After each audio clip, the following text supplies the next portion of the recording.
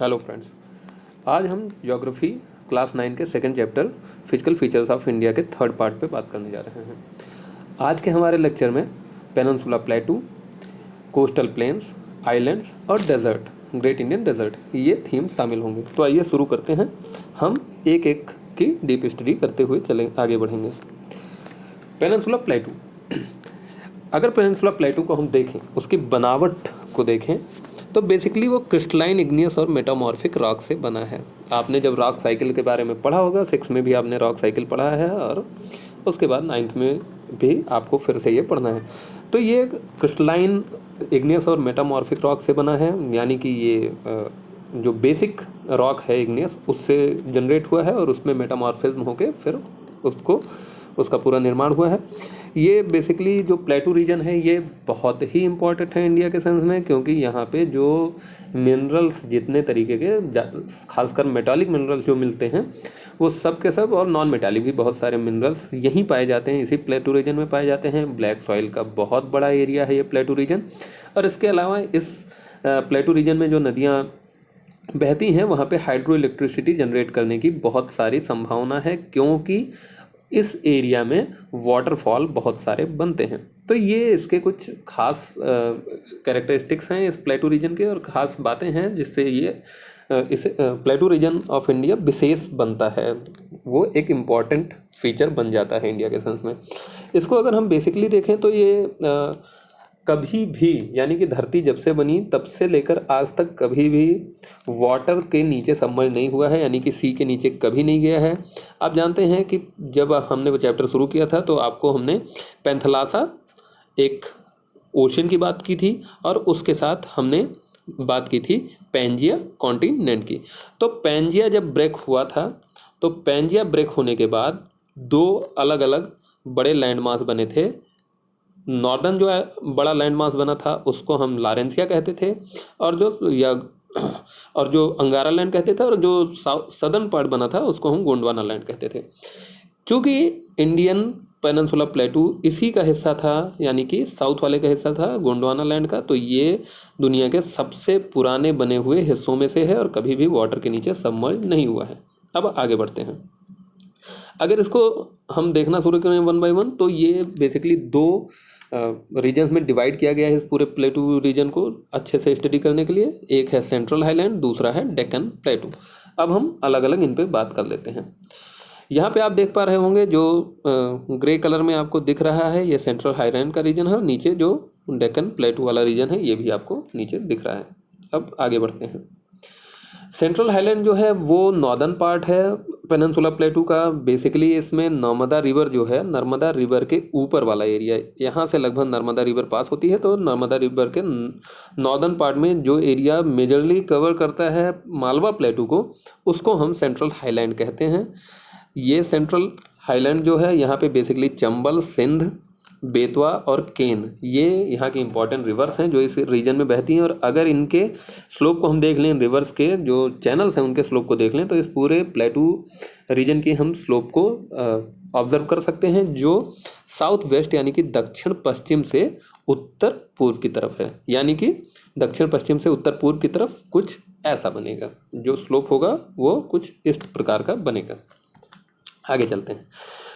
अब जो डेक्कन प्लेटू है, वो डेक्कन प्लेटू नर्मदा रिवर के साउथ में फैला हुआ है, और ये ट्रायंगुलर शेप में है। इसका जो पूरा शेप है वो ट्रायंगुलर है।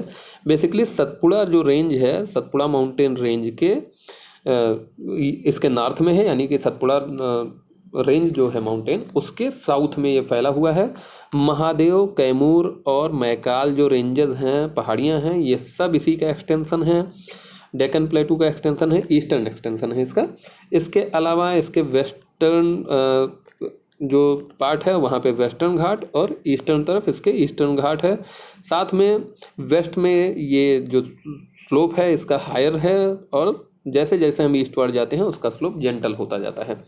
गारो, खासी और जयंतिया जो मेघालय की हिल्स हैं, गारो, खासी, जयंतिया, वो भी डेक्कन प्लेटू का पार्ट हैं। अब आप सोच रहे होंगे कि एक तरफ डेक्कन प्लेटू यहाँ है और दूसरी तरफ मेघालय में भी हम डेक्कन प्लेटू की बात कर रहे हैं। तो आप ध्यान देंगे कि जब आप देखेंगे गंगा रिवर के चैनल को, तो मेघालय यानी कि बंगाल और जो झारखंड है, इसके बीच में एक गैप बनता है जहाँ से होके गंगा रिवर इस तरीके से बहते हुए आती है, फिर ये टर्न लेती है। तो ये जो गैप बनता है यहाँ से इधर की तरफ नॉर्थ ईस्ट के स्टेट्स आ जाते हैं और इधर की तरफ झारखंड, छत्तीसगढ़, उड़ीसा ये सब स्टेट्स होते हैं। तो ये जो बीच का गैप है जिसको मालदा गैप कहते हैं, जो बंगाल में है, यहाँ जो ब्रह्मपुत्र और गंगा जैसी नदियाँ हैं यहाँ लाके इन्होंने सेडिमेंट भर दिया है और इसकी वजह से ये गारो खासी और जयंतिया जो हिल्स हैं ये मेन डेक्कन प्लेटू से अलग हो गई हैं और वो ऐसा लगता है कि वो एक अलग पार्ट है जबकि वो इसी का हिस्सा है। तो इसको भी ध्यान में रखना है आपको। इसके अलावा वेस्टर्न घाट्स के वेस्टर्न घाट्स और ईस्टर्न घाट्स जो हैं वो इसके ईस्टर्न और वेस्टर्न मार्जिन्स को या एजेस को बनाते हैं। ये जब वेस्टर्न घाट की हम बात करते हैं तो ये कॉन्टिन्यूअस तरीके की छोटी हिल्स हैं लगातार चलती हुई, और इनको केवल पास करने के लिए हम पासेस, जो माउंटेन पासेस होते हैं उनसे कर पाते हैं। थाल घाट, भोर घाट और पाल घाट ये मेन माउंटेन पासेस हैं वेस्टर्न घाट के।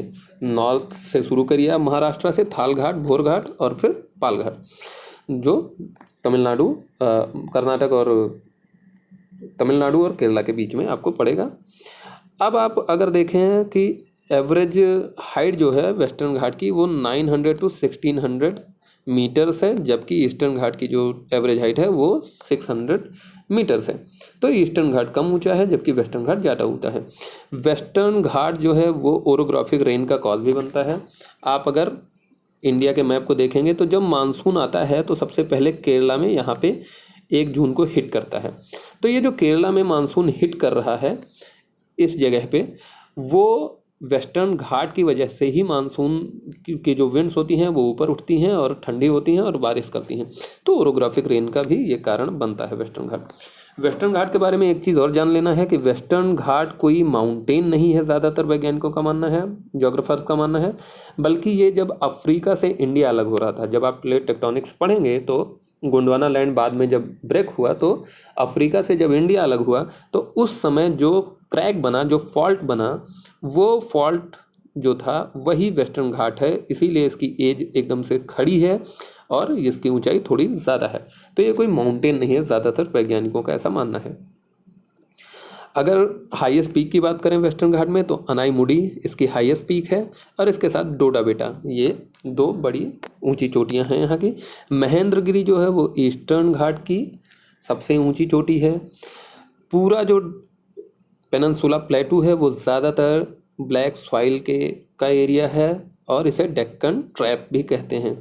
वॉल्केनिक इरोजन है इसलिए यहाँ पे ज़्यादातर इग्नियस रॉक है। तो ये सब कुछ वेस्टर्न घाट के बारे में फैक्ट्स हैं। आप यहाँ पे वेस्टर्न घाट को देख पा रहे हैं। ये रीजन जो है, ये रीजन आपको वेस्टर्न घाट वाला मार्जिन दिख रहा है, साथ में ईस्टर्न घाट का मार्जिन दिख रहा है। ये आपको डेक्कन प्लेटू दिख रहा है। इसके साथ में आप जब नर्मदा के ऊपर चले जाते हैं, नर्मदा रिवर के ऊपर चले जाते हैं, तो आपको यहाँ पे जो हम सेंट्रल हाईलैंड कह रहे थे वो दिखनी शुरू हो जाती है और इसके और नॉर्थ में और वेस्टर्न पार्ट में अरावली रेंज दिखती है। तो ये सब कुछ मेजर डिवीजन्स हैं जिसको देख लेना है। जो मैं बात कर रहा था कि गारो खासी और जयंतिया हिल्स की बात जो कर रहा था मैं, ये मालदा गैप है, यहाँ से गंगा अंदर की तरफ आती है। तो जो छोटा नागपुर का पठार जो डेक्कन प्लेटू का ही हिस्सा है, छोटा नागपुर पठार और मेघालय वाली जो पठार हैं ये यहाँ से अलग हो जाते हैं और इस वजह से ऐसा लगता है कि बीच में ये ब्रेक हैं, लेकिन ये जो गारो खासी और जयंतिया हिल्स हैं ये इसी का पार्ट है, आपको ध्यान रखना है। अब आगे हम बढ़ते हैं, इंडियन डेजर्ट पे बात करते हैं। जो इंडियन डेजर्ट है वो वेस्टर्न मार्जिन्स पे है अरावली हिल्स के। आप पीछे मैप को देखिए, अरावली हिल्स यहाँ पे आपको दिख रही है और इसके वेस्ट की तरफ जो है वो ग्रेट इंडियन डेजर्ट का इलाका है। जो डेजर्ट है ये बेसिकली अनड्यूलेटिंग सैंडी सरफेस है और यहाँ सैंड ड्यून्स पाए जाते हैं। सैंड ड्यून्स क्या होते हैं? बालू के ऊंचे ऊंचे इस तरीके के बालू के अलग अलग जो ढेर बन जाते हैं, हवाओं से उड़ा के हवाएं ला के इकट्ठा कर देती हैं, उनको सैंड ड्यून्स कहते हैं। ये जो रीजन है ये बहुत कम रेनफॉल रिसीव करता है। ओवर द ईयर यहाँ पे 150 mm से भी कम रेनफॉल होती है। तो जाहिर सी बात है कि ये एक हॉट डेजर्ट का इलाका है क्योंकि यहाँ पे प्रेसिपिटेशन कम है, जबकि एवोपरेशन ज़्यादा होती है क्योंकि टेम्परेचर इस रीजन में ज़्यादा रहता है। अगर और भी इंडिया में कोल्ड डेजर्ट भी है, इसका भी हमें ध्यान रखना है। लद्दाख, खास करके जो लद्दाख रीजन है जो अब यूनियन टेरिटरी भी बन चुका है, वहाँ पे इंडिया का कोल्ड डेजर्ट भी मिलता है, तो इसका भी ध्यान रखना है हमें। अब हम कोस्टल प्लेन्स की बात करते हैं। कोस्टल प्लेन्स की अगर बात करें तो हम फिर से मैं चाहूँगा कि आप पीछे मैप पे जाएं। आप यहाँ देख पा रहे होंगे वेस्टर्न घाट जो है, वेस्टर्न घाट के वेस्ट में कोस्टल प्लेन यहाँ से लेके गुजरात से शुरू करके और बिल्कुल नीचे केरला तक, आखिरी तक कन्याकुमारी तक फैला हुआ है। ठीक ऐसे ही ईस्टर्न घाट में बंगाल से यहाँ शुरू करके और ये भी बिल्कुल कन्याकुमारी तक ईस्टर्न घाट लगातार फैला हुआ है। तो इन दोनों चीज़ों का ध्यान रखना है। वेस्टर्न घाट जो है वो उसकी चौड़ाई कम है, ईस्टर्न घाट की चौड़ाई ज़्यादा है, जो यहाँ आप देख पा रहे होंगे। अब हम आगे डिस्कस करते हैं। अगर पेनिनसुला जो प्लेटू है ये दो तरफ से नैरो स्ट्रिप से घिरा हुआ है, ईस्टर्न घाट और ईस्टर्न प्लेन, कोस्टल प्लेन और वेस्टर्न कोस्टल प्लेन से। इसके अलावा जो अगर वेस्टर्न कोस्टल प्लेन की बात करें तो ये Arabian sea extend is Arabian sea from the Rann of Kutch जो गुजरात में है वहाँ से लेके in the north to Kanyakumari in the south तक, कन्याकुमारी तक फैला हुआ है रन ऑफ कच्छ से लेके। Northern of the western coastal plain is broader, जो उत्तरी है वो ज़्यादा चौड़ा है, जबकि साउथ वार्ड जो है उसकी चौड़ाई कम है। नॉर्थ साउथ एक्सटेंशन जो है इस पूरे प्लेन का वो 1500 किलोमीटर है। वेस्टर्न कोस्टल प्लेन की बात हम कर रहे हैं और एवरेज विड्थ जो है वो लगभग 65 किलोमीटर है। अगर इसको हम रीजनल डिवीज़न में अगर देखने की कोशिश करें तो इसको 4 पार्ट्स में बांटा गया है। The great run of Kutch, Konkan, Kannada या कर्नाटका कोस्टल प्लेन और केरला या मालाबार कोस्टल प्लेन। तो ये इसके कुछ इंपॉर्टेंट डिवीजन्स हैं।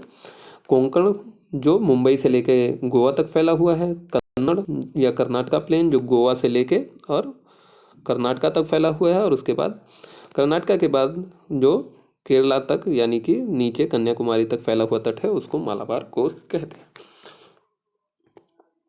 ईस्टर्न कोस्टल प्लेन की अगर बात करें तो ये बे ऑफ बंगाल के साथ साथ फैला हुआ है, गंगा डेल्टा से लेके कन्याकुमारी तक। नॉर्थ में गंगा डेल्टा से लेके साउथ में कन्याकुमारी तक। ये इसमें बंगाल, उड़ीसा, आंध्रा और तमिलनाडु इन स्टेट्स में फैला हुआ है ये पूरा कोस्टल प्लेन। बेसिकली ये जो कोस्टल प्लेन है ये गंगा, गोदावरी, कृष्णा और कावेरी रिवर्स के इरोजन द्वारा लाई गई जो मिट्टी है उससे बना हुआ है, उसके डिपोजिशन से बना हुआ है। और इसकी जो विड्थ है यानी कि चौड़ाई जो है वो 161 किलोमीटर से लेके यानी कि 161 किलोमीटर टू 483 किलोमीटर के बीच में है। अगर इसके रीजनल डिवीजन्स की हम बात करें ईस्टर्न कोस्टल प्लेन के तो उत्कल प्लेन जो सबसे नॉर्दर्न पार्ट है इसका, फिर आंध्रा प्लेन और उसके बाद तमिलनाडु प्लेन में इसको बांटते हैं। या इसका जो मेजर डिवीज़न आपको पढ़ने को मिलेगा वो नॉर्दर्न सरकार उत्तरी हिस्से को कहते हैं, और उसके बाद मालाबार कोस्ट कोरोमंडल कोस्ट दक्षिणी भाग को कहते हैं। पहले नॉर्दर्न सरकार और साउथ वाले को कोरोमंडल। तो ये ध्यान में रखना है, या आप उत्कल प्लेन, आंध्रा प्लेन और तमिलनाडु प्लेन भी ध्यान में रख सकते हैं। इसके अलावा इस जो ईस्टर्न कोस्टल प्लेन है इसके बारे में ये भी ध्यान देना है कि इसकी चौड़ाई ज़्यादा है और यहाँ पर खेती बहुत अच्छी होती है। तमिलनाडु के रीजन में जो कोस्टल प्लेन है उसको सदर्न इंडिया का जो अन्न भंडार है, एक तरीके से सदर्न इंडिया का, साउथ इंडिया का अन्न भंडार भी उसको कहते हैं। तो यहाँ पे काफ़ी ज़्यादा पैदावार होती है, बहुत अच्छी खेती होती है, खास करके डेल्टा रीजन में महानदी, गोदावरी, कावेरी, कृष्णा इनके डेल्टा रीजन में बहुत अच्छी खेती होती है। अब हम आगे बात करते हैं आइलैंड्स के बारे में। इंडिया में टोटल 247 आइलैंड्स हैं। इसमें दो ग्रुप है बेसिकली, एक बे ऑफ बंगाल में, दूसरा अरेबियन सी में। बे ऑफ बंगाल में जो ग्रुप है वहाँ पे ज़्यादा आइलैंड्स है, 204 आइलैंड्स बे ऑफ बंगाल में हैं, जबकि 43 आइलैंड अरेबियन सी में हैं। हम सब जानते हैं अरेबियन सी में जो आइलैंड्स हैं उनको लक्षद्वीप हम कहते हैं, और साथ में जो बे ऑफ बंगाल के आइलैंड्स हैं उनको हम कहते हैं अंडमान एंड निकोबार। लक्षद्वीप के बारे में एक खास बात यह है कि जो लक्षद्वीप है ये कोरल रीफ से इसका ओरिजिन हुआ है। कोरल रीफ एक तरीके का जीव है, एक तरीके का लिविंग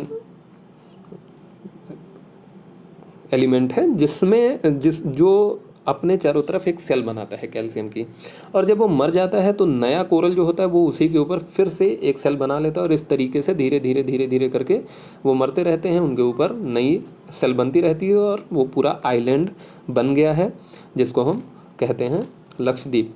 स्ट्रेटजिक रूप से बहुत यानी कि रणनीतिक रूप से बहुत महत्वपूर्ण है, क्योंकि हमें अरेबियन सी में एक अच्छी स्ट्रेटजिक लोकेशन देता है। यहाँ पे नारियल के पेड़ बहुत ज़्यादा होते हैं, पॉपुलेशन बहुत ज़्यादा नहीं है क्योंकि यहाँ के द्वीप छोटे छोटे हैं। जब हम बात करते हैं बे ऑफ बंगाल के आइलैंड्स की यानी कि अंडमान निकोबार की, तो ये ज़्यादा बड़े कुछ बड़े द्वीप हैं। यहाँ पे 204 द्वीपों का ये पूरा समूह है, और एक टर्म होता है जो द्वीपों का समूह होता है, आइलैंड्स का जो ग्रुप होता है उसको आर्कीपेलागो कहते हैं। इसका भी ध्यान रखिएगा आप लोग। इसमें सेल्यूलर जेल एक इम्पॉर्टेंट फैक्ट यहाँ पे ये भी है कि कॉलोनियल टाइम में एक बहुत इंपॉर्टेंट जेल हुआ करती थी, जो अंग्रेज जिनको भी काला पानी की सज़ा देना होता था उनको सेल्यूलर जेल में अंडमान में भेज देते थे, और इस अंडमान निकोबार में भेज देते थे। इसके अलावा यहाँ पे 2 ज्वालामुखी हैं, बैरन आइलैंड और नारकोंडम द्वीप पे दोनों अलग अलग ज्वालामुखी हैं, जिसमें बैरन आइलैंड अभी भी एक्टिव है।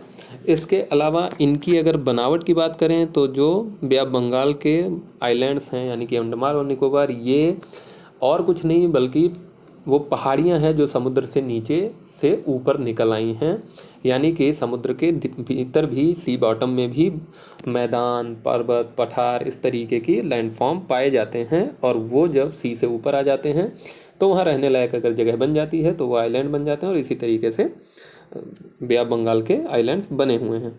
तो इन सारी बातों का ध्यान रखना है, इनको आप अपने ध्यान में रखें। ये आइलैंड्स इंपॉर्टेंट हैं स्ट्रेटजिक रूप से, यहाँ पे कुछ खास स्पीसीज़ भी मिलती हैं, और कुछ ऐसे मानव समुदाय भी इन आइलैंड्स में पाए जाते हैं, खास करके अंडमान निकोबार में, जो बाकी दुनिया में कहीं नहीं हैं, जैसे सेंटलीज हैं, जैसे जारवा हैं। तो इन सारी चीज़ों का भी ध्यान रखना है। तो आज के क्लास के लिए इतना ही, आज के लेसन के लिए इतना ही। हमने आज बात की पेनिनसुला प्लेटू की, हमने आज बात की कोस्टल प्लेन्स की, इसके अलावा ग्रेट इंडियन डेजर्ट की और आइलैंड्स की। उम्मीद करता हूँ कि आप सबको लेसन ठीक से समझ में आया होगा। आपके डाउट्स, आपकी क्वेरीज हम आगे फिर डिस्कस करेंगे। आज के लिए इतना ही। Thank you.